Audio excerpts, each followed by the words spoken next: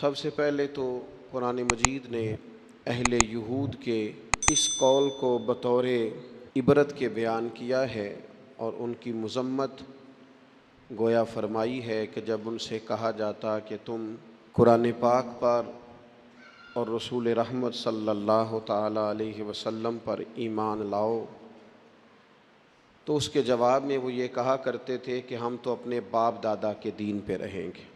اس کا وہ اصرار بھی کرتے، اس پر وہ شدت بھی کرتے۔ تو قرآن مجید نے اس بات کو ان لوگوں کے گمراہی کے طور پر بیان کیا ہے کہ جب تمہارے باپ دادا گمراہ تھے، کفر و شرک پر تھے، گمراہی اور دلالت پر تھے، تو پھر تمہارا یہ اصرار کیوں ہے کہ ہمیں اپنے باپ دادا ہی کے دین پر رہنا ہے؟ اگر کسی کے بزرگ، کسی کے باپ دادا، کسی کے بڑے گمراہی پر ہوں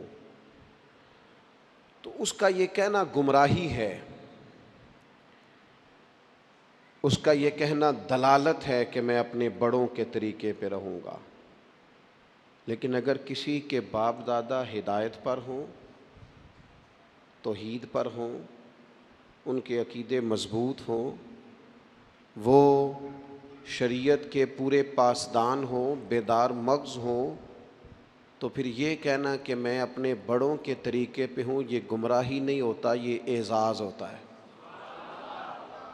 بہت بڑا اعزاز ہے کہ انسان کہے کہ میں اپنے بڑوں کے طریقے پہ ہوں۔ قرآن مجید سورہ بقرہ پہلا پارہ، اللہ کریم نے فرمایا ام کنتم شہداء، کیا تم میں کچھ لوگ اس وقت موجود تھے، کیا تم میں سے کچھ اس وقت حاضر تھے، اذ حضر یعقوب الموت، جب موت حضرت یعقوب کے پاس حاضر ہوئی،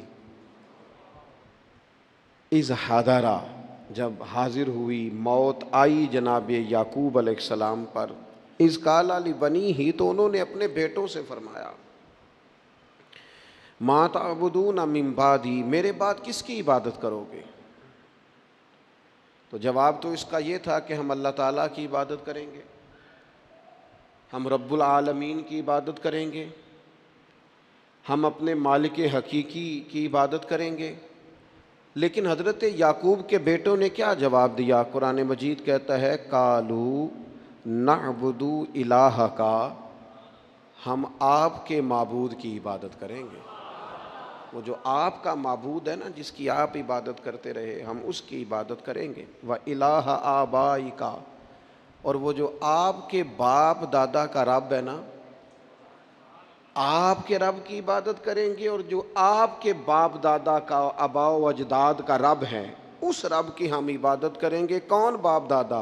ابراہیم و اسماعیل و اسحاق، ہم جناب اسماعیل کے رب کی عبادت کریں گے، جناب اسحاق کے رب کی عبادت کریں گے، ہم حضرت اسماعیل علیہ السلام کے رب کی عبادت کریں گے، آپ کے رب کی عبادت کریں گے، آپ کے آباء و اجداد کے رب کی عبادت کریں گے۔ اور آباء و اجداد کون ہیں؟ جناب ابراہیم، جناب اسماعیل، جناب اسحاق۔ اب جا کے کہا الہ واحد، ان کا معبود ایک ہی معبود ہے، ان سب نبیوں کے معبود، ہم اس رب کی عبادت کریں گے جو آپ کا رب ہے، آپ کے آباء و اجداد کا رب ہے، ابراہیم و اسماعیل و اسحاق کا رب ہے۔ اگر کسی شخص کے بڑے گمراہ ہوں اور پھر وہ ان کا ذکر کرے کہ میں اپنے بڑوں کے طریقے پہ ہوں، تو یہ اس کا ذکر گمراہی ہے۔